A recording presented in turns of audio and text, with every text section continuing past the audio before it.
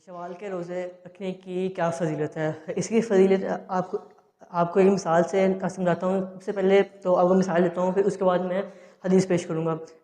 مثال اس کی ایسے ہے کہ اگر کوئی شخص مزدوری کرتا ہے، پورا دن مزدوری کرتا ہے، اور اس کی جو مزدوری ہوتی ہے ہم اس کو دیتے ہیں کہ 500 روپیہ. اگر ہم اس شخص کو کہیں یار چل تو 2-3 گھنٹے اور کام کر دے اور ہم تجھے اس کے بدلے 5000 روپے دیں گے، مطلب اگر وہ شخص پورا دن کام کر رہا ہے تو اس کی جو کام کی مزدوری ہے وہ صرف 500 روپے ہوں. اور اگر ہم اس کو کہتے ہیں کہ کیا اگر تم 1 گھنٹہ 2 گھنٹے اور کام کر لو، اس میں 5000 روپے اور دے جائے، تو کیا وہ شخص کام کرے گا یا نہیں کرے گا؟ تو جی ہاں، بالکل وہ کام کرے گا.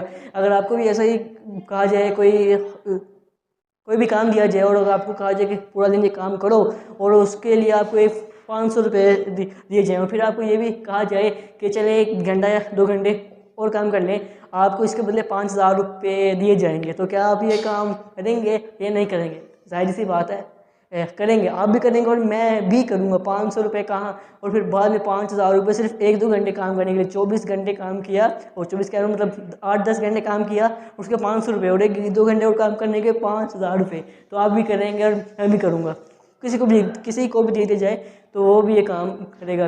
بالکل اس کی مثال ایسی ہے کہ شوال کے روزے، نبی علیہ السلام کی حدیث سے یہ ثابت ہوتا ہے کہ اگر کوئی شخص رمضان المبارک کے روزے رکھتا ہے تو پورے ماہ کے روزے رکھنے کے بعد اگر کوئی شخص عید الفطر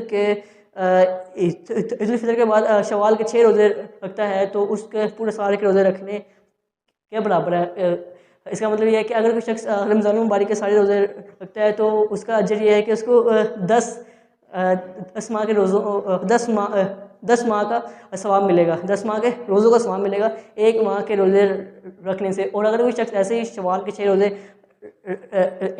رکھ لیتا ہے تو اس کو پورے سال کے روزے رکھنے کے برابر ثواب ملے گا. امید کرتا ہوں آپ کو یہ اچھی بات، چھوٹی سی بات بہت اچھی لگی ہوگی. السلام علیکم ورحمۃ اللہ وبرکاتہ.